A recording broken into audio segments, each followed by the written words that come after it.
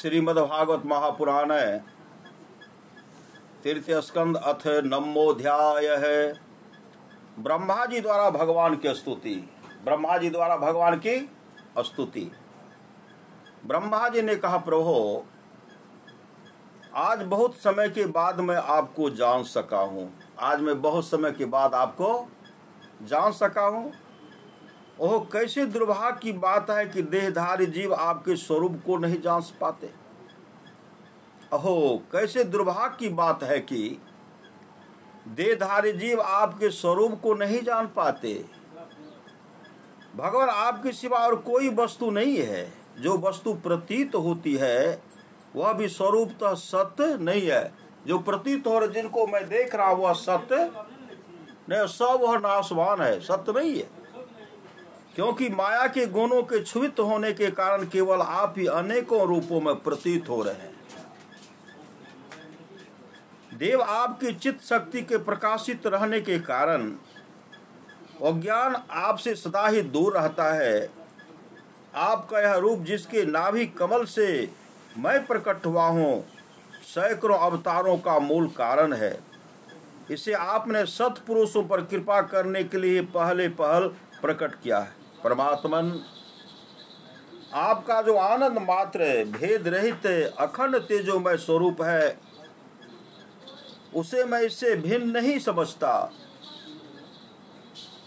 इसलिए मैंने विश्व की रचना करने वाले होने पर भी विश्वातीत आपकी अद्वितीय रूप की ही शरण ली है। यह संपूर्ण भूत और इंद्रियों का भी अधिष्ठान है। हे विश्व कल्याण मैं आपका उपासक हूँ। आपने मेरे हित के लिए ही मुझे ध्यान में अपना यह रूप दिखलाया है। जो पापात्मा विषयासक्त जीव हैं वे ही इसका अनादर करते हैं। मैं तो आपको इसी रूप में बार बार नमस्कार करता हूँ। मेरे स्वामी, जो लोग वेद रूपाय से लाई हुई आपके चरण रूप कमल कोश की गंध को अपने कर्णपुटों से ग्रहण करते हैं, उन अपने भक्त जनों के हृदय कमल से आप कभी दूर नहीं होते, क्योंकि वे पराभक्ति रूप डोरी से आपके पाद पद्मों को बांध लेते हैं। जब तक पुरुष आपके अभयप्रद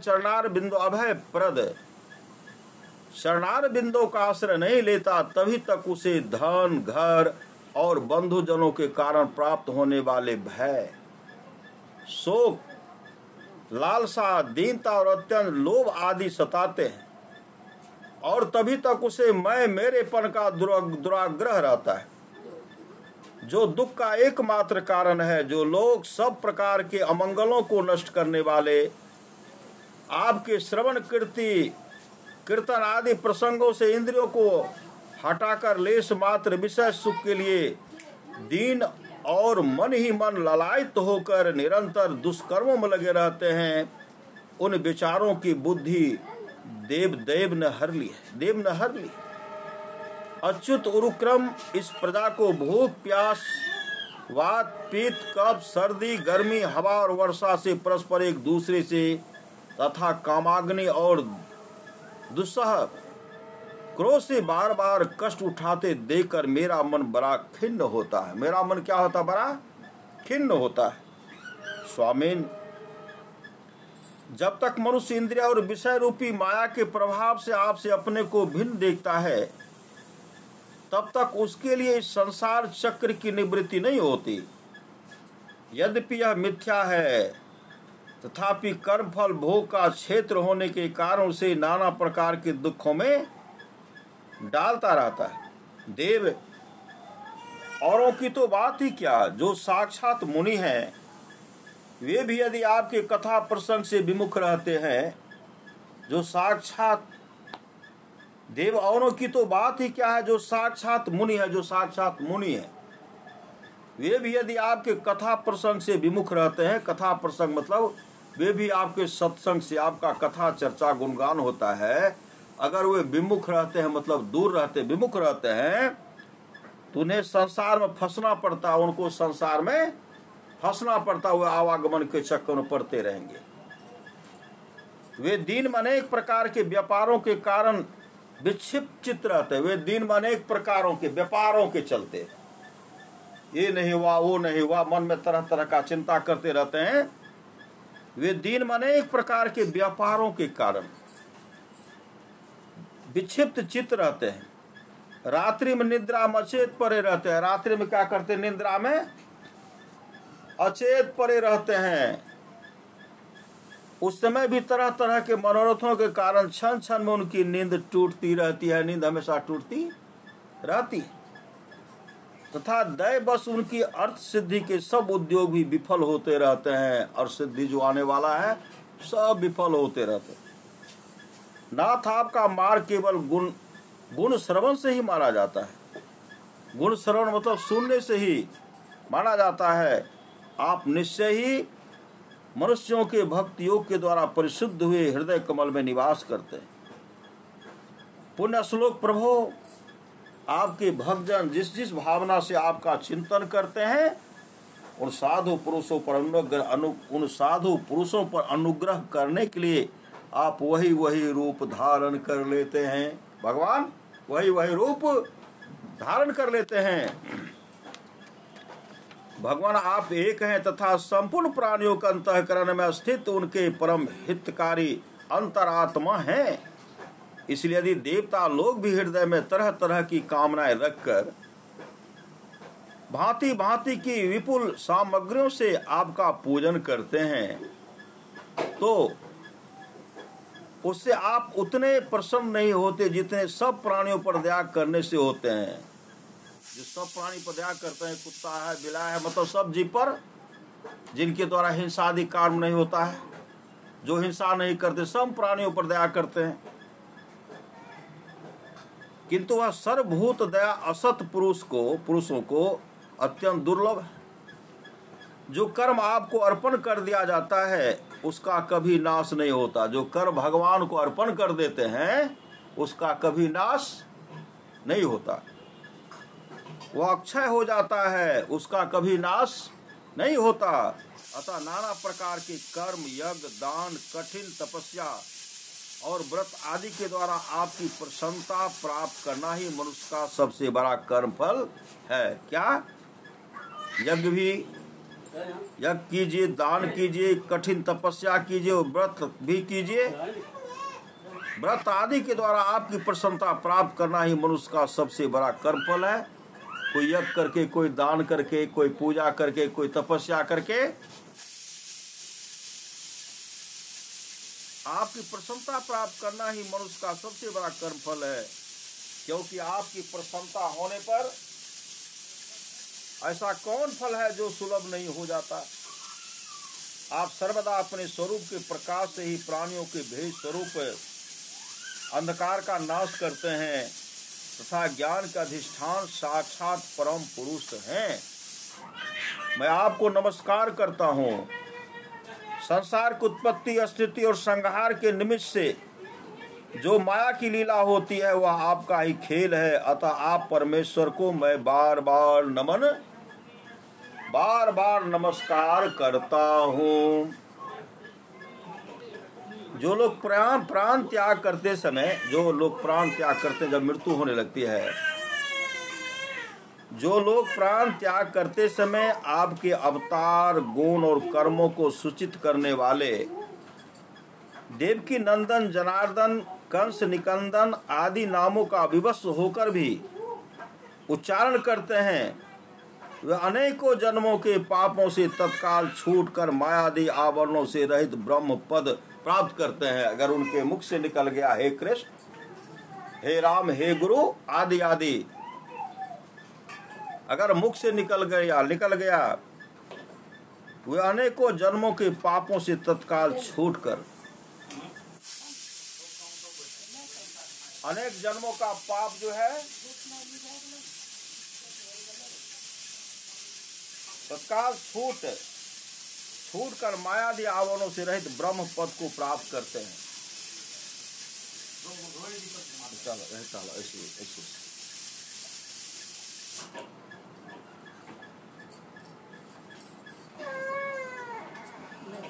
आप नित अजन्मा है,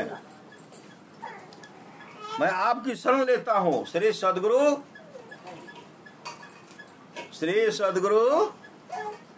महाराज की जय। देखते जैसे बच्चे को खिलाते रहते ऐसे।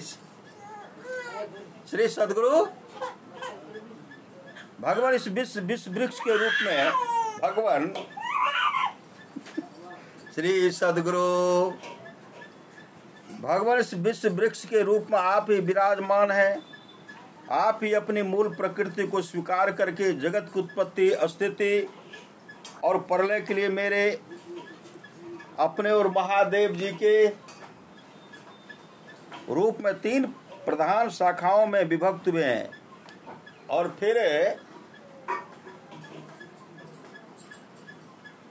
फिर प्रजापति एवं मनु आदि शाखा प्रशाखाओं के रूप में फैलकर बहुत विस्तृत हो गए हैं। मैं आपको नमस्कार करता हूँ। मैं आपको क्या करता हूँ? नमस्कार करता हूँ। भगवान, आपने अपनी आराधना से ही लोगों के लिए कल्याणकारी स्वधर्म बताया है, किंतु वे इस ओर से उदासीन रहकर सर्वदा विपरीत निषिद्ध कर्मों में लगे रहते हैं। ऐसी प्रमाद की अवस्था में पड़े हुए इन जीवों की जीवन आशा को जो सदा सावधान रहकर बड़ी शीघ्रता से काटता रहता है, वह बलवान काल भी आपका ही रूप है। मैं उसे नमस्कार करता हूँ। यद्यपि मैं सतलोक का अधिष्ठाता हूँ, जो 2 प्रार्थ पर्यंत रहने वाला और समस्त लोगों का वंदनीय है, तो भी आपके उस काल रूप से डरता रहता हूँ। उसे बचने और आपको प्राप्त करने के लिए मैंने बहुत समय तक तपस्या की है। आप ही अधियज्ञ रूप से मेरी इस तपस्या की साक्षी हैं। मैं आपको नमस्कार करता हूँ। आप पूर्णकाम हैं। आपको किसी विषय सुख की इच्छा नहीं है, तो भी आपने अपनी बनाई हुई धर्म मर्यादा की रक्षा के लिए पशु, पक्षी, मनुष्य और देवता आदि जीव योनियों में अपनी इच्छा से शरीर धारण कर अनेकों लीलाएं की हैं। प्रभो, आप अविद्या, अस्मिता, राग, द्वेष और अभिनिवेश 5 में से किसी के भी अधीन नहीं है। तथापि इस समय जो सारे संसार को अपने उदर में लीन कर भयंकर तरंग मालाओं से विक्षुब्ध है, प्रलय कालीन जल में अनंत विग्रह की कोमल सज्जा पर शयन कर रहे हैं, वह पूर्व कल्प की कर्म परंपरा से शर्मित हुए जीवों को विश्राम देने के लिए ही है। आपकी नाभि कमल रूप भवन से मेरा जन्म हुआ है। यह संपूर्ण विश्व आपके हृदय में उदर में समाया हुआ है। आपकी कृपा से ही मैं त्रिलोकी की रचना रूप उपकार में प्रवृत्त हुआ। इस समय योग निद्रा का अंत हो जाने के कारण आपके नेत्र कमल विकसित हो रहे हैं। आपको मेरा नमस्कार है। आपको मेरा नमस्कार को भगवान ब्रह्मा कहते हैं। आपको मेरा नमस्कार है। आप संपूर्ण जगत के एकमात्र सुहृद और आत्मा हैं तथा शरणागतों पर कृपा करने वाले। अतः आपने अपने जिस ज्ञान और ऐश्वर्य से आप विश्व को आनंदित करते हैं, उसी से मेरी बुद्धि को भी युक्त करें, जिससे मैं पूर्व काल के समान इस समय भी जगत की रचना कर सकूं। आप भक्तवांछा कल्पतरु हैं। अपनी शक्ति लक्ष्मी जी के सहित अनेकों गुणावतार लेकर आप जो अद्भुत कर्म करेंगे, मेरा यह जगत की रचना करने का उद्यम भी उन्हीं में से एक है। अतः इसे रचते समय आप मेरे चित्त को प्रेरित करें, शक्ति प्रदान करें, जिससे मैं सृष्टि रचना विषयक अभिमान रूप मल से दूर रह सकूं। प्रभु, इस प्रलय कालीन जल में शयन करते हुए आप अनंत शक्ति परम पुरुष के नाभि कमल से मेरा प्रादुर्भाव हुआ है और मैं हूँ भी आपकी ही विज्ञान शक्ति। अतः इस जगत के विचित्र रूप का विस्तार करते समय आपकी कृपा से मेरी वेद रूप वाणी का उच्चारण लुप्त न हो। आप अपार करुणामय पुराण पुरुष हैं। आप परम प्रेममयी मुस्कान के सहित अपने नेत्र कमल खोलिए और शेष शैया से उठकर विश्व के उद्भव के लिए अपने सुमधुर वाणी से मेरा विषाद दूर कीजिए। श्री मैत्रेय जी कहते हैं, विदुर जी, इस प्रकार तप विद्या और समाधि के द्वारा अपने उत्पत्ति स्थान श्री भगवान को देखकर तथा अपने मन और वाणी की शक्ति के अनुसार उनकी स्तुति कर ब्रह्मा जी थके से होकर मौन हो गए। श्री मधुसूदन भगवान ने देखा कि ब्रह्मा जी इस प्रलय जल राशि से बहुत घबराए हुए हैं तथा लोक रचना के विषय में कोई निश्चित विचार न होने के कारण उनका चित्त बहुत खिन्न है। तब उनके अभिप्राय को जानकर वे अपनी गंभीर वाणी से उनका खेद शांत करते हुए कहने लगे। श्री भगवान ने कहा, वेद गर्भ है, तुम विषाद के वशीभूत हो, आलस न करो। सृष्टि रचना के उद्यम में तत्पर हो जाओ। तुम मुझसे जो कुछ चाहते हो उसे तो मैं पहले ही कर चुका हूं। तुम एक बार फिर तप करो और भागवत ज्ञान का अनुष्ठान करो। मतलब भागवत ज्ञान का अनुष्ठान मतलब फिर तुम भागवत कथा का श्रवण करो। भगवान विष्णु कहते हैं, परमात्मा कहते हैं ब्रह्मा जी को, फिर भागवत ज्ञान का अनुष्ठान करो। भागवत ज्ञान का अनुष्ठान करो।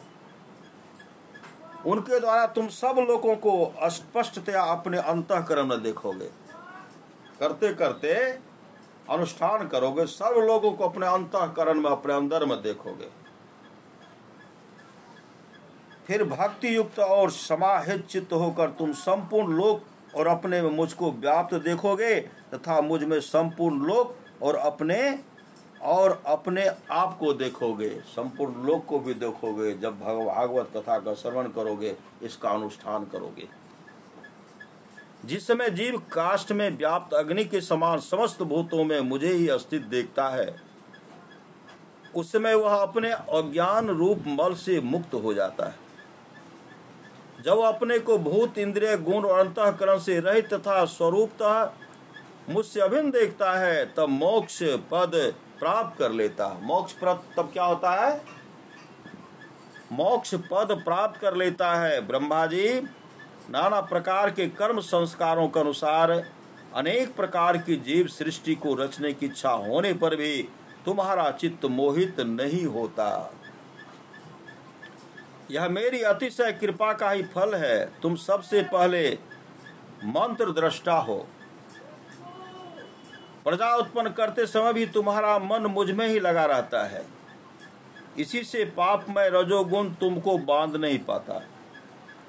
तुम मुझे भूत, इंद्रिय, गुण और अंतःकरण से रहित समझते हो। इससे जान पड़ता है कि यद्यपि देहधारी जीवों को मेरा ज्ञान होना बहुत कठिन है, तथापि तुमने मुझे जान लिया है। मेरा आश्रय कोई है या नहीं, इस संदेह से तुम कमल लाल के द्वारा जल में उसका मूल खोज रहे थे, सो मैंने तुम्हें अपना यह स्वरूप अंतःकरण में ही दिखलाया।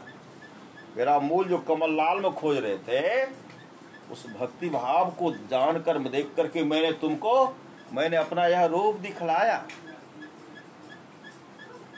प्यारे ब्रह्मा जी, तुमने जो मेरी कथाओं के वैभव से युक्त मेरी स्तुति की है और तपस्या में जो तुम्हारी निष्ठा, वह भी मेरी ही कृपा का फल है।